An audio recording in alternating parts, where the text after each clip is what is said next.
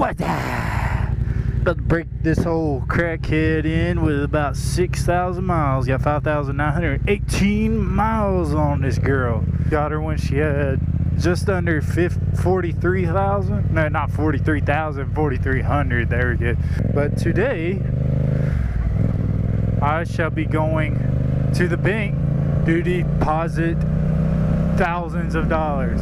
That's right, thousands of dollars, guys. I suddenly got rich. I hit the lottery. Just kidding. But as some of you may not know, including about all of you, because I don't think I said this in any video. You might have seen it in a video, but the old Grizzly 450 that I had, I made a couple of videos riding it. I actually sold it.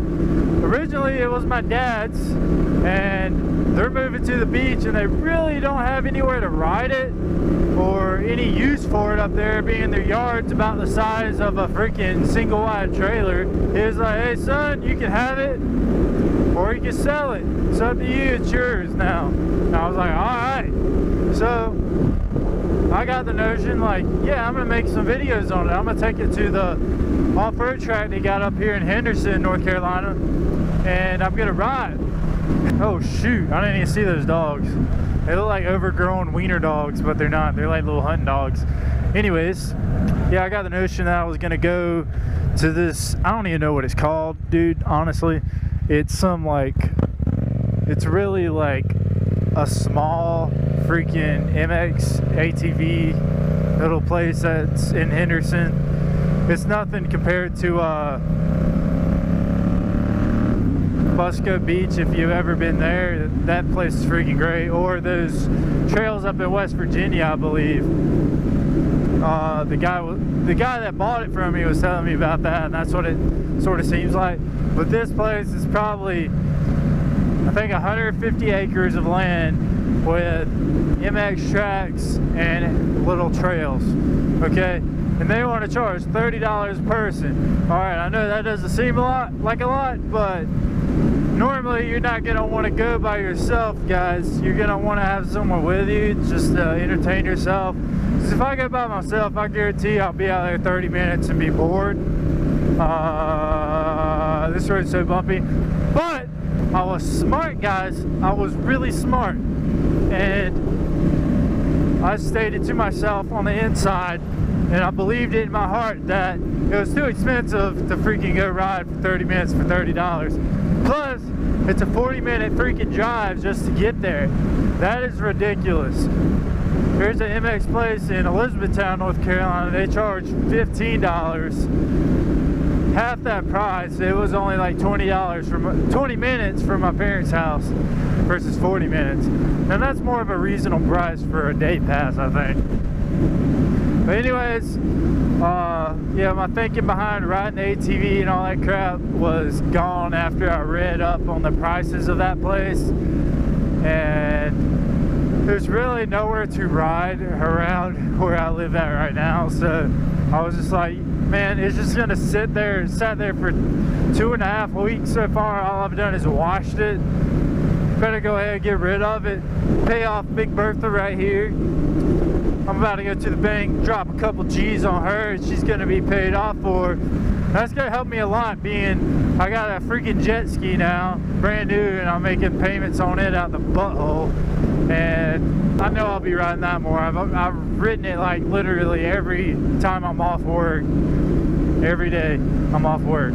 So got rid of the Grizzly 450, said goodbye to her. She had about 190 hours on her when I let her go, and roughly over 1,000 miles. So she's been around for a while. She's been around real nice. Yeah. But she's gone. That's old news. So I'm going to the bank. I sold her. I'll tell you what I sold her for. I mean, she's already sold $3,000. I feel like I got a good deal off of her. I made more money than she's worth, being she's just so old, got all them hours and miles on her without any valve clearance checks, anything like that, any maintenance. All we've done is change oil like 2 or 3 times. But she was running strong. I hope she finds her new home with this new owner and produces good babies with her, little cubbies. little Cub Cats, Cub Cadets. That's what a Grizzly Baby is Cub Cadet. There's little side-by-side things that they make. But that brings up a topic I want to talk about today.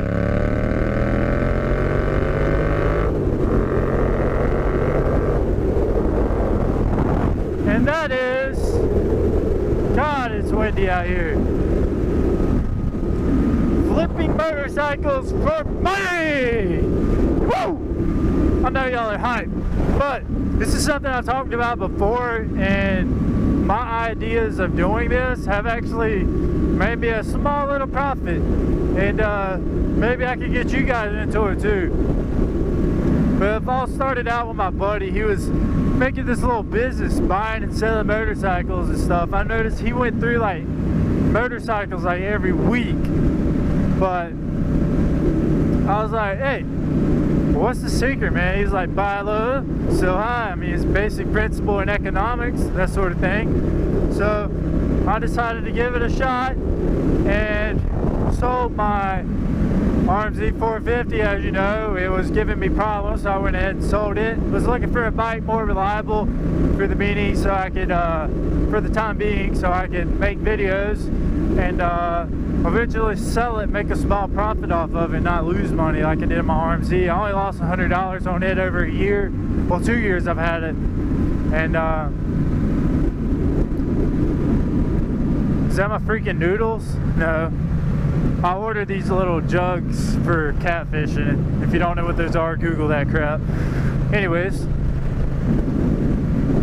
I bought the TTR 230, and it was a good, decent price. I could have got it lower, but I was like, hey, it seems like a decent bike. And when I bought it, I figured out I had problems with it. Freaking electric start wouldn't work half the time, and there was some other problems with it after I tricked the valves, and the valve clearance is done, and I didn't feel like adjusting that crap, so I sold it. Ended up making, I think, $150 off of it. I'm really not sure. That was like a year and a half ago. I'd have to check the bill of sale, but I sold it because I was moving. Moved out, moved to Henderson, and I was trying to find the best deal possible, and I found this little freaking KDX 50,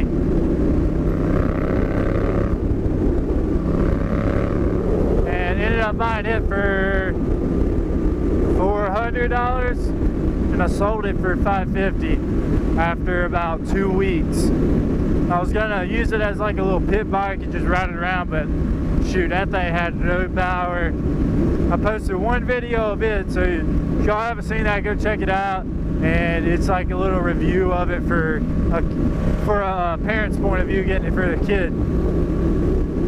But I sold it, and I'm really trying to get back into it, guys.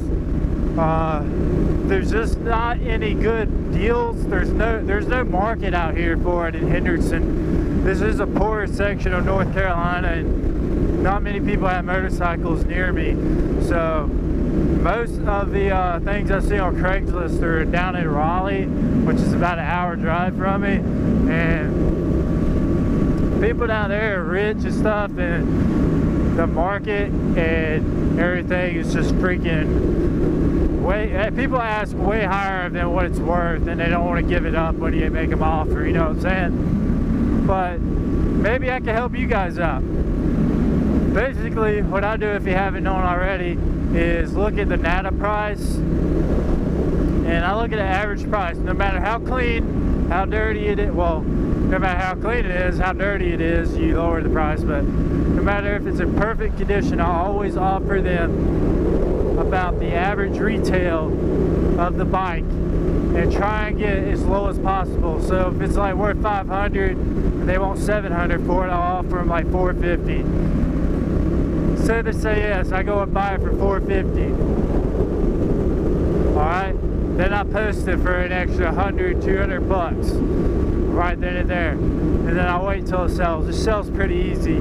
People, you've got to buy as soon as Well, you've got to text people as soon as they post it, because if it sits there for a while, they get a lot of offers, and the people who really want to sell, they'll go ahead and sell it as soon as possible. So they get that offer, they want to sell it to you. And that's the kind of people you want. You don't want the people who are firm on their price, because it's not going to make you a profit when you go to sell it. You make the money whenever you buy it, so to speak. So when you buy it low, you have that margin to set and sell it for higher than it's worth. I hope that makes sense. It makes sense to me, but this was a quick little video about it. If you have any more questions, feel free to leave them in the comment section below. I know I've talked literally the entire time. I've done like 0 editing, so this is going to be like a straight drive video of just me talking about it and about the Grizzly 450 and all that cool crap. But I'm going to finish up going to the bank, and if I do not see anything interesting, I brought some of my business cards to hand out to people if I get stopped at a red light or something. So if I find anything interesting, I'll include it in the rest of this video. If not, I'll see y'all next time, baby.